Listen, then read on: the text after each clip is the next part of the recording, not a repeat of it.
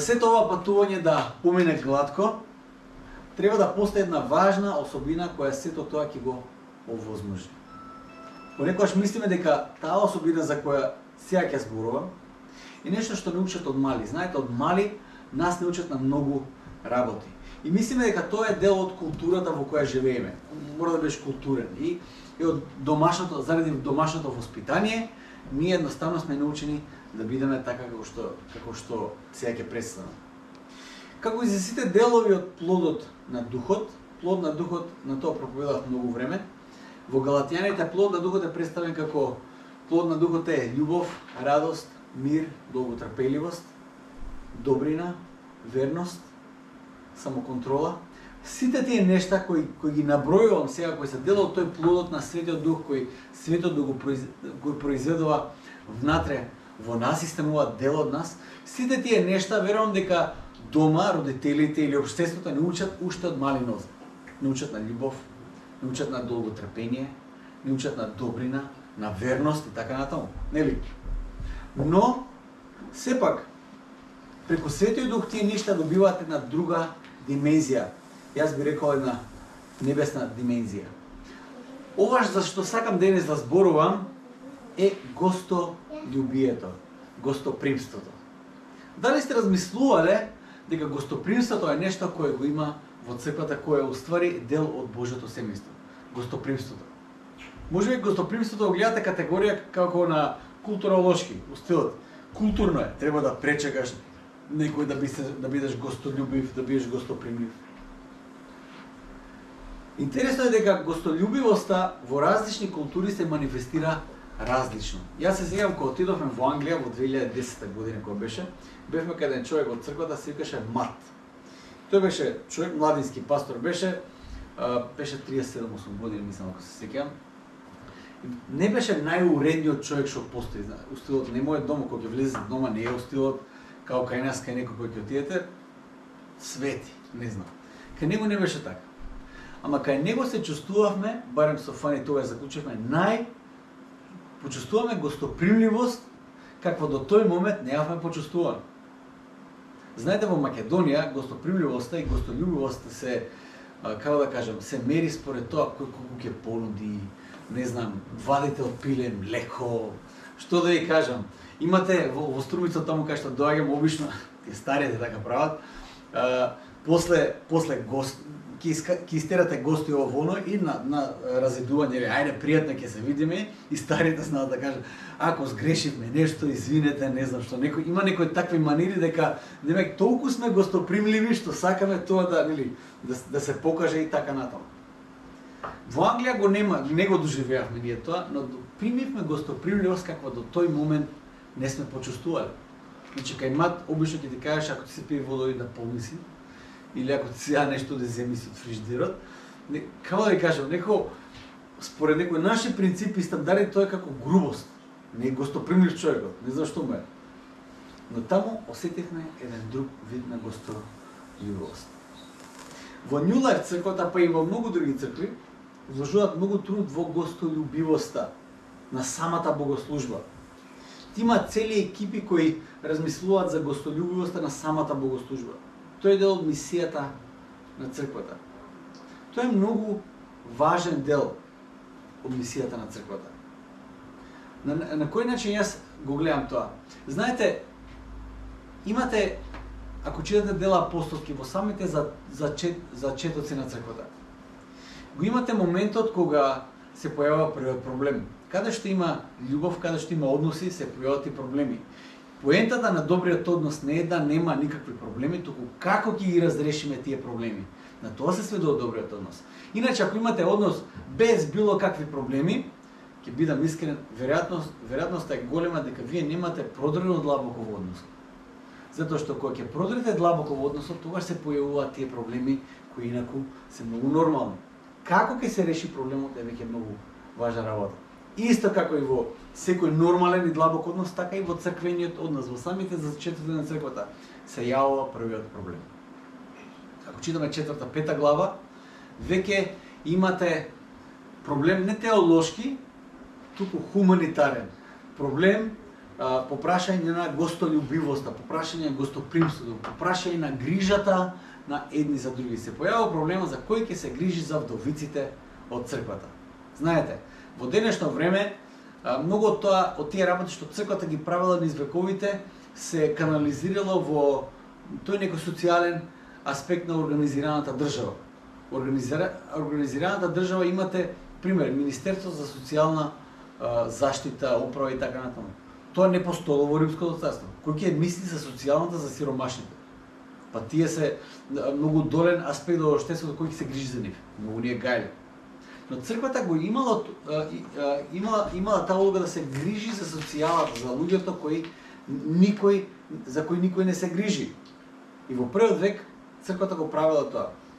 Во првите моменти се појавува проблемот за кој ќе се грижи за вдовиците, затоа што црквата се грижела за вдовиците во тој момент.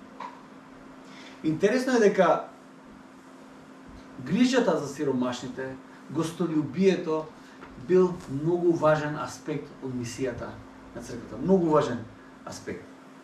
Мисијата на црквата не е нешто кое е како додаток на црквата, туку мисијата на црквата е причината за постоењето на црквата. На жалост, во Македонија многу цркви изгубиле мисија. Ние сме ја примиле црквата како постои таму некаде и тоа ќе може да ја видиме, може да ја слушнеме на сабајле со камбаната и така натаму. И отприлика тука завршува црквата. Црквата постои затоа што таа има мисија, таа мора да биде во општеството. Таа мора да биде солта и светлината на земјата. На тоа Исус ги повика неговите следбеници. Не може, додека Исус не се врати, не може да постои совршено општество каде што црквата нема да има мисија. Дури во најдобрите општества црквата има мисија. Па дури мисијата на гостопримството, мисијата на гостолюбието. Знаете, ние сме мала црква, но верувајте, многу внимание обрнуваме на тоа што се случува надвор, тоа што се случува за време на богослужбата. Имаме една цела мисија која се вика диаконија. Диаконија е мисијата каде што ние не само што се грижиме за простор, нели кога ќе дојдете, замислете кога ќе дојдете тука да е извалкано. Замислете кога ќе дојдете тука, кантите за ѓубре се полни. Како ќе се чувствувате? Не е баш убаво, нели? Нема да биде некое место за кое ќе сметат дека луѓето кои се тука се грижат за тоа место. Целата мисија на диаконија е навистина да создаде една атмосфера во која ние кога ќе дојдеме во една убава атмосфера ќе го слушаме Божиот збор. Ќе го слушаме Божиот збор како се интерпретира, ќе се проповеда. И тоа е целата поента. Гостолюбието е многу важна важна улога во самата мисија на црквата. Јас на пример кога размислувам за тоа, знаете, понекогаш ќе изгубите причина зошто го правиме тоа што го правиме, зошто црквата постои, зошто црквата се собира, зошто секој недела сабајле имаме нешто малку од силво колку да се закрепнеме, не знам, можеби некој доаѓате најадени тука. Супер. Но имаме тука има една мала трпеза околу која се собираме, разговараме и размислуваме. Можех се потоа зошто го правиме тоа? Зошто мора да го правиме тоа? Знаете, јас верувам дека најдрагоценната работа која ја примаме тука сме ја примиле бесплатно. Пораката, верата во која Исус нас не повика, за таа вера Исус ќе каже: примивте бесплатно, давајте бесплатно. Тоа е верата, тоа е пораката. Тоа е, како да кажам, тоа е пораката на Новиот Завет. Тоа е пораката на спасението. Сме ја примиле бесплатно, ја даваме бесплатно. Јас цврсто сум убеден и верувам дека животот во верата, животот со Христос е најдобриот живот кој може да се живее. Затоа го проповедаме тоа. Не затоа што ми фали работа во животот, верувајте. Го проповедам затоа што бесплатно сум примил, бесплатно давам Евангелието, спасоносната вера. Како што кажав, голем дел од мисијата е гостолюбието. И верувам дека преку тоа гостолюбие ние сакаме да ја искомуницираме таа вера во која Исус нас не повикува. Иначе гостолюбивоста е многу повеќе од само некоја финоќа, површна финоќа или некој културолошки израз. Гостолюбието има еден важен дел од библиската наратива. Она што можеме да го видиме во Стариот Завет, ако го читате Стариот Завет, понекогаш е малку конфузен Стариот Завет. те што го читаат, посебно ќе заглават на некои книги како што се Броеви, Левитски закон, ќе видите многу правила, многу како треба жртвата се, има жртвен систем, имате милион работи. Ако читате Левитски закон, јас кога го читам, секој се шалам со тоа, викам, единствено нешто од Левитскиот закон, ако читате таа книга, ќе видите како се принесува жртва за грев, како се принесува жртва за ова. И цела книга е тоа. Сикате, вау, човече. Значи треба да имаме едно огромно стадо овци за да преживееме. Тоа е тоа. За секој грев ако го правиме, тоа отидовме. Поентата е кога читам Левитски закон, само сум благодарен на Господ што не сум свештеник у Стариот завет, пошто у Стариот завет стално треба со крв да си ем работа. Ја не можам баш така. Како и да е. Поентава е дека пораката на Стариот завет е што значи да се биде свет како што Бог е свет. И знаете, Господ оди во детали. Господ не остава во магла, ќе ви каже, слушај, таму треба да дојдете како да кажеме, ако сега дојдете за Велес, ако некој да праша како стои за Велес, ќе каже пак во овој правец само. Нели? И окей, тоа е вистинска информација, ама ако он тргне во тој правец, треба да знае дека ќе го чека преминна река, планини и така натаму. Убаво ќе види уште некоја насака да му даде. Слушај, има клучка, ќе се исклучиш таму и така натаму. Отприлика кога Господ ни кажува како да го славиме, тој ни дава дури детали. И во Стариот завет тоа може многу интересно да се види.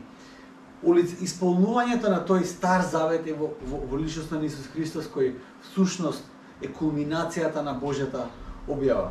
Во секој случај, важен аспект во Стариот завет да се навратам на тоа е дека доколку Израел го живееше законот како што треба, Израел вистински го славеше Јахве, тие ќе создадеа општество во кое гостолюбието ќе беше на тоа ниво што во тоа општество ќе беа згрижени оние најранливите, а тоа беа сиракот, вдовицата и придоеденикот. Придоеденикот се мисли на странецот. Знаете, во тоа време народите не патуваат многу. Тие си седат и тие се, да кажеме, народи, автохтони народи на одредени позиции, не мрдаат многу од таму кај што се родиле. Поентава е дека кога ќе дојде странец, за странецот да стане дел од општеството, како прво никогаш не го прифаќале новодојденикот, но имало и места каде што новодојденикот не е добре дојде. Тие го убиваат. И тоа, да кажеме, се случувало во племиња дури до 20 век, каде што христијански мисионери одат на места каде што живеат автохтони народи и таму некои биле човекојаци, некои не биле човекојаци, биле само племиња кои се затворени, кои не примаат нови луѓе. И тоа на некој начин ни ствара, ни фрла, како да кажеме, на сенка или слика, ни ствара една слика да видиме како тие тогашни народи живееле. Едноставно придојденикот не го примаш во општеството. Тоа е тоа. Па дури денес може да ги видиме тие работи. Едноставно, или на почетокот на 20 век има една парола, Македонија за... Се сеќавате ли? За македонците. Разбирате? Македонија за македонците. Тоа е уште еден онака изблик на автохтон народ кој едноставно кој е затворен, кој не прима придојденик. И тоа нормално е, како да кажам, во нежна форма тука. Во античка форма тоа значи не си добре дојден со смрт. Прилика тоа значи тоа. Ако Израел го живее Божиот закон како што треба, тие три категории, сиракот, вдовицата, сиракот и вдовицата се дадени затоа што тие немаат семејство кој ќе се грижи за нив. Сиракот, вдовицата и придојденикот ќе беа категории кои ќе уживаа слободата и ќе беа нахранети и згрижени, ќе беа згрижени во тоа општество. Јас пред да кажам од каде извира тој светоглед, ќе ви набрам само неколку примери од Библијата за каде можеме да го видиме тоа присутно во Библијата. Имаме таа 16 глава во Дела апостолски, каде што е еден пресврт во историјата на човештвото. Верувајте ми, случувањата во 16 глава Дела апостолски се нешта кои можело многу лесно, наместо ние да бидеме Европа како што сме сега денес, Кина да биде тоа и они да праќаат мисионери тука. Имаме апостол Павле кој е на мисија, кој сака, има голема желба да оди во Азија на мисија. И тој се обидува, оди во таа мала Азија и сака да оди уште повеќе на исток. Но вели од тоа што искуството што го има, едноставно Светиот Дух не ни даваше. Светиот Дух не насочуваше кон друга насока. И го имаме тој еден познат стих во Дела апостолски, 16 глава, 9 стих, каже, каде вели вака: во визија на апостол Павле, во текот на ноќта, се појавува човек од Македонија, кој го моли Павле, кој вели: дојди во Македонија и помогни ми. Каде и да отидете во светот, каде и да отидете во светот, црквите има слушното за македонскиот повик. Во тој момент апостол Павле наместо према исток, оди кон Македонија, кон Европа и доаѓа до Филипи, каде што се случува првата, како да кажам, првото мисиско патување кон Европа, кон западот, кон западниот свет. И што се случувало таму? Ќе читам од Дела апостолски 16 глава 14 и 15 стих, вели вака: апостол Павле саботно утро отишол на реката, каде што уствари се собираат. Има места каде што немало синагога, немало цркви, немало храмови многу, и стари имало храмови, ама немало многу синагоги, еврејски синагоги каде што се молеле на Јахве. Тие што немале синагоги оделе таму секоја сабота сабајле на реката и таму се молеле. Оди таму апостол Павле на реката и ова е сцената. Една богобојазлива жена од градот Тиатир, по име Лидија, која продаваше црвени ткаенини, слушаше. И Господ и го отвори срцето да внимава на она што го зборуваше Павле. А кога беше крстена, таа и незините домашни не замоли и рече: ако сте ме признале за верна на Господ, тогаш влезете во мојата куќа и престојувајте во неја. И слушайте како завршува овој дел. И не принуди. Тоа ми звучи многу македонски, искрено да ви кажам, кога ќе отидете кај некој: не бе влези, ајде, они не бе пушта додека не влезете. Тоа е тоа. Јас вчера кога се вративме, мртов уморен, искрен да бидам, требаше да отидам кај зетот тука да оставиме нешто, ќе дојдам само за 2 минути. Абе, едно кафе. Не бе не 2 минути ово, и на крај 2 минути испадна 2 сати. И лубеница јадев таму, не го кажав тоа на фанима, сакаше лубеница да јаде. Таму ми дадоа и лубеница и диња и останав 2-2,5 сати. Тоа не може да си одиш брзо. Мисля дека слична работа доживел и апостол Павле. Он мисли дека онака како и римјаните ќе отиде таму, ќе заврши работа и ќе се оди, пошто такви се римјаните. Ако читате Евангелието според Марко, Евангелието според Марко е брзо евангелие. Евангелие од акција, затоа што е пишувано за публика кои се римјани. И римјаните верувале во акција. Разбирате, од Марко, Евангелието според Марко го читате акција до акција, нема тука застанување, немате тука многу, како да кажам, размислување и така натаму.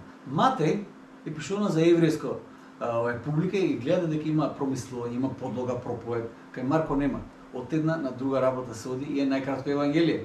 Како и да е, Павле оди во Филипи и му се случува еден македонски културолошки шок.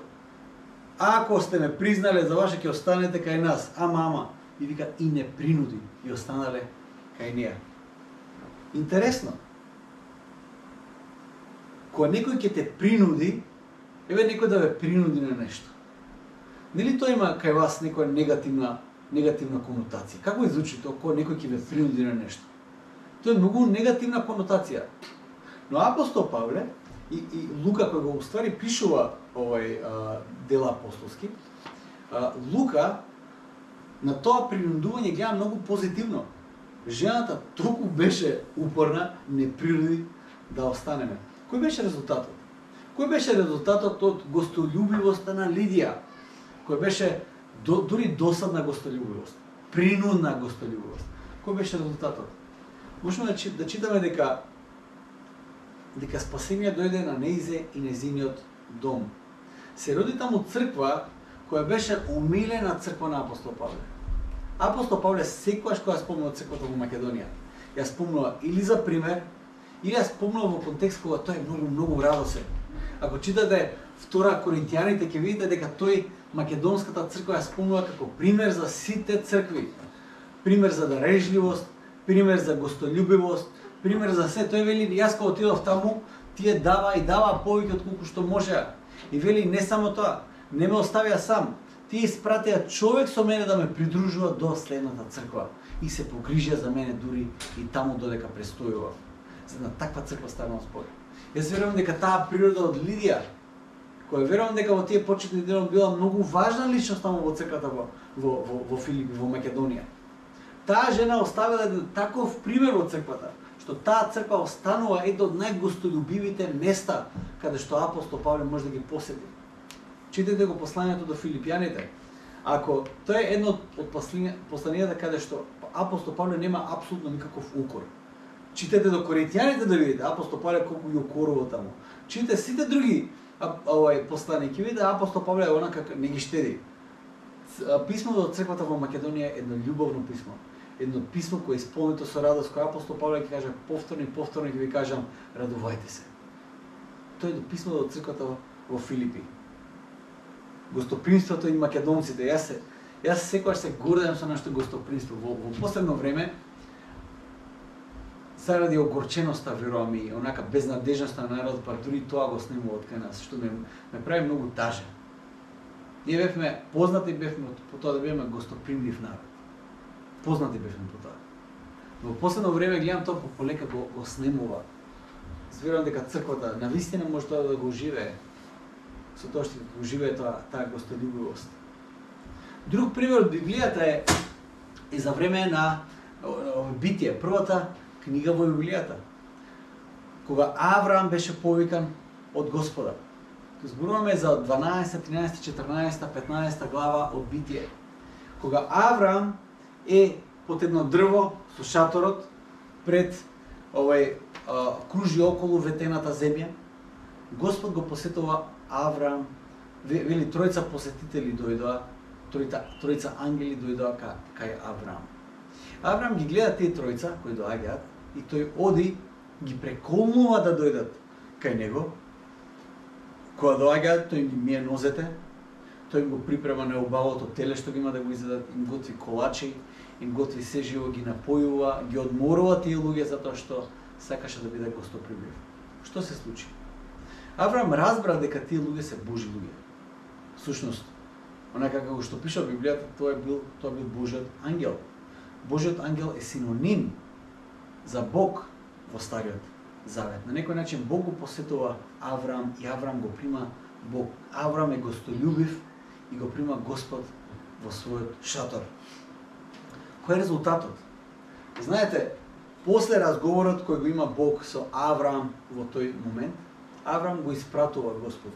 И Бог вели вака: зарем јас да го кријам планот кој го имам од мојот пријател Авраам. И Господ го споделува планот кој Господ го има за судот кој Господ го носи врз Содом и Гомора. Ако дури да не сте читали Библијата, Содомија е еден општо прифатен термин, познат термин за расетништво во општеството. Содом и Гомора стануваат градови до историјата кои се синоним за расипано, морално расипано општество. И Господ во тој момент носеше суд врз Содом и Гомора. Тој го споделува планот со Авраам. Но што се случува? Во Содом живее братучето, тоест внукот на Авраам кој се викаше Лот. И тоа што се случува според мене е едно неверојатен преседан во кој Авраам дебатира со Бог за неговиот план. На некој начин го вика: добро Боже, што ако има таму во тој град 50 праведни луѓе? Зарем ќе го уништиш праведниот со неправедниот? Зарем тоа ќе го направиш? Далеку да е тоа од тебе. Скраја да е. Немој тоа да го правиш. Господ му вика на Авраам: ако има 50 луѓе праведни, нема да го уништам Содом. И така натаму, и така натаму. Авраам сваќа дека не дека нема 50, ич нема, ама 50, вика 50 луѓе, Лот и неговото семејство не за 50 луѓе. Авраам го спушта бројот на 40, на 30, има еден преговарачки циклус таму со Бог. Тоа што се случува на крајот, верувам дека немаше ни 10 луѓе кои беа праведни во тој град. Но Господ, заради Авраам, ги праќа тие ангели пред да го уништат Содом и Гомор, да го извадат Лот од градот и да го спаси тоа семејство заради Авраам. Гостолюбието кое Авраам го имаше кон тие тугинци во тој момент донесе спасение врз Лотовиот дом. Ќе видиме уште еден текст кој е даден од Новиот Завет кој можеби до сега зборував индиректно за гостолюбивоста. Имаме текст кој директно зборува за гостолюбието. Ќе читам Евреите 13 глава, 1 и 2 стих. Тоа се завршните зборови на писателот на Евреите, кој им зборува за некои многу важни работи кои црквата треба да ја отсликуваат. Вели вака: Взаимната љубов нека пребива меѓу вас. Гостолюбивоста не запоставувајте ја, бидејќи преку неа некој дури и не знаеки и му кажа гостопримство на ангели.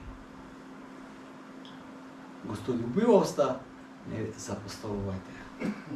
Кој што вели писател, некој дури не знаеки во своите домови примја дури и ангели. Писателот на Евреите ја охрабрува црквата да го носат да го носат знакот на гостолюбивоста. Лидија беше гостолюбива према апостол Павле и резултатот беше спасение за неа и за нејзиниот дом.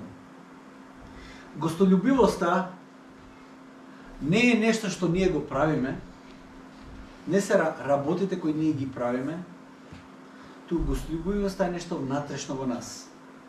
Тече од нас, од внатре од нас. Тоа извира од внатрешниот живот со Христос. Тоа гостолюбивоста во вистинската смисла на зборот, во правилната форма, станува нешто кое за нас е многу несвесно.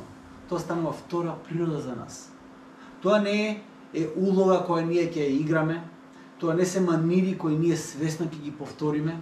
Гостолюбивоста во вистинската смисла на зборот извира од внатре од нас, без да размислуваме, без да бидеме намерни, туку тоа станува наша, како да кажам, втора природа. Каде е таа линија која гостопримството го дели на нешто што го правиме од должност, како да кажеме во голема мера во нашата култура, ќе отидете некаде на гости, јас не кажам дека тоа не е искрено, кога ќе отидете некаде на гости, знакот на гостопримливоста, гостолюбието е да изедеш од пиле млеко. Тоа е целата поента.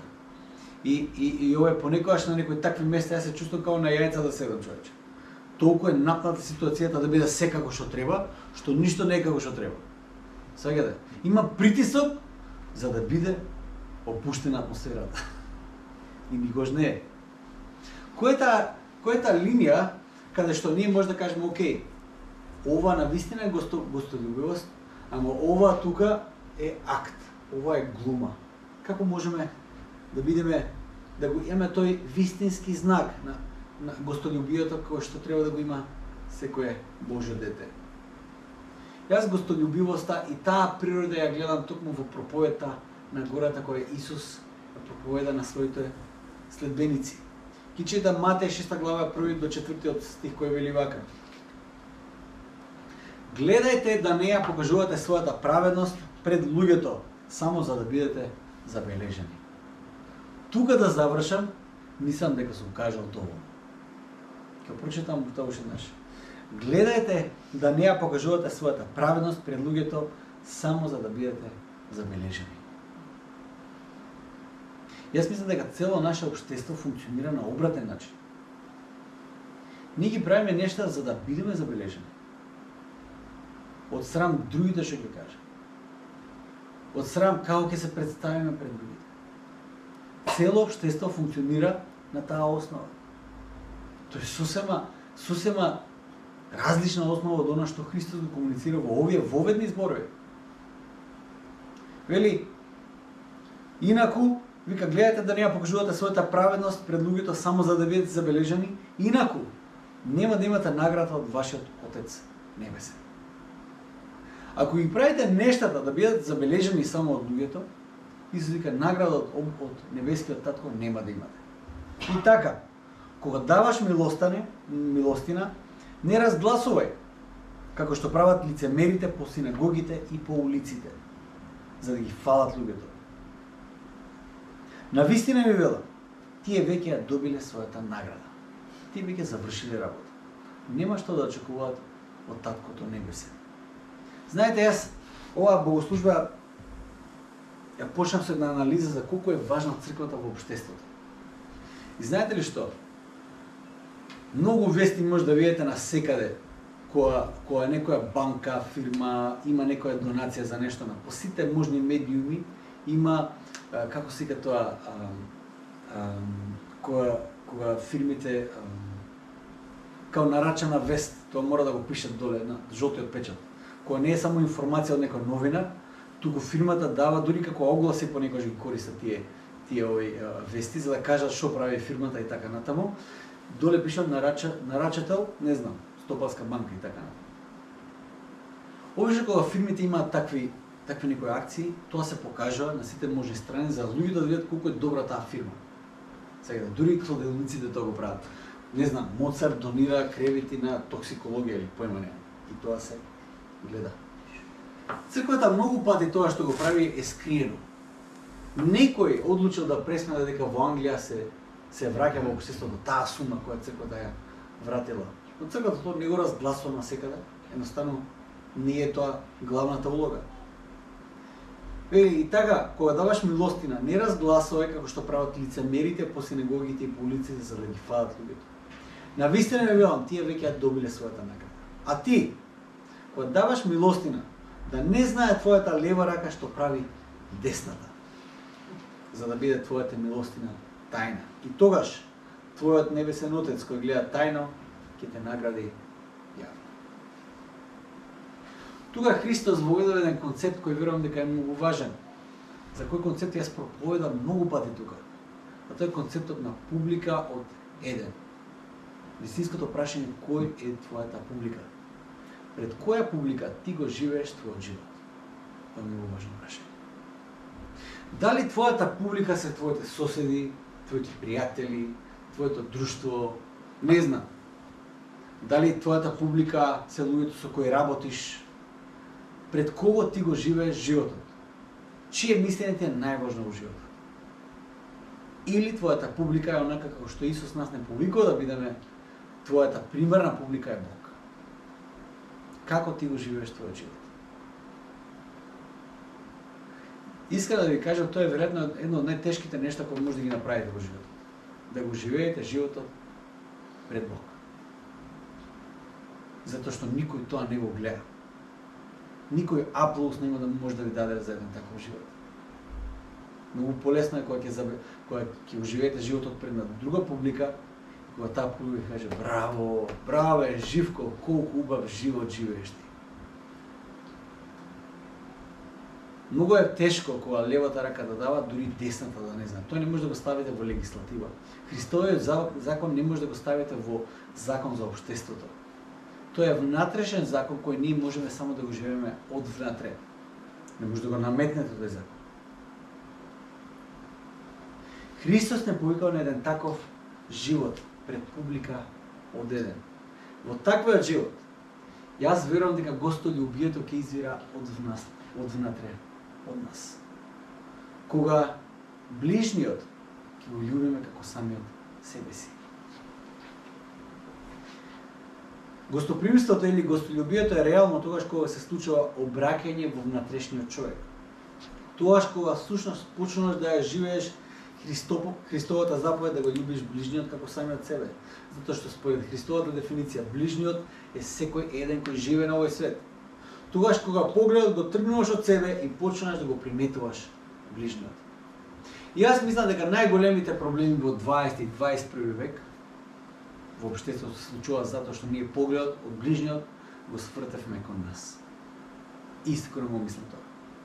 Ти кога ќе почнеш да гледаш навнатре, кој сум јас? Како јас да се реализирам? Што е доброто за мене? Како да ја останем мојата лична среќа? Како да се исполнам? Како јас? И мислам дека тоа е моментално многу популарен поглед на светот. Тоа се манифестира преку милион работи. Преку тој некој личен успех, преку жртвување на се живо за јас да успеам, преку јогата. Јогата е една експресија на како јас да се подобрам, како јас да се испрознам од сите глупости, за да мислам само да останам само јас. Знаете, има милион експресии кои укажуваат дека човекот го има сртено погледот кон себе, внатре кон себе. И мислам дека доаѓа до точка каде што веќе нема дно, нема спасение, нема светлина, нема крајот на светло, на крајот на тунелот нема ништо. Затоа во тие обштества каде што превладува верувам таа филозофија, процентот на самоубиства е многу висок. Затоа што луѓето гледаат, кога гледаат навнатре во нив, гледаат во безнадежност. Христовиот повик за нас е да гледаме кон ближниот. Кој сака да ме следи, вели Исус Христос, нека се откаже од самиот себе си, нека го земе, нека го подигне крстот и нека ме следи. Себецентричниот живот и дури и гостопримството го свртува кон себе си. Тој што е себецентричен нема да размислува за луѓето кои ќе дојдат, тоа ќе мисли на да не се посрамам. Ќе мисли на како ќе изгледам јас пред другиот. Ќе мисли на сите тие можни други работи, освен на оној што доаѓа. Како го живееме нашиот живот? Која е нашата публика? Пред која публика го живееме нашиот живот? Многу ќе одреди на тоа како ние го третираме ближот, како гостопримството ќе биде гледано од нас. Ние не можеме да кажеме од каде ќе дојде нашиот благослов или не можеме да ги предвидиме сите тие можни последици во кои живееме. Но ние може да го живееме животот онака како што Господ нас не повика да го живееме. Тоа е навистина да бидеме пред публика одедени.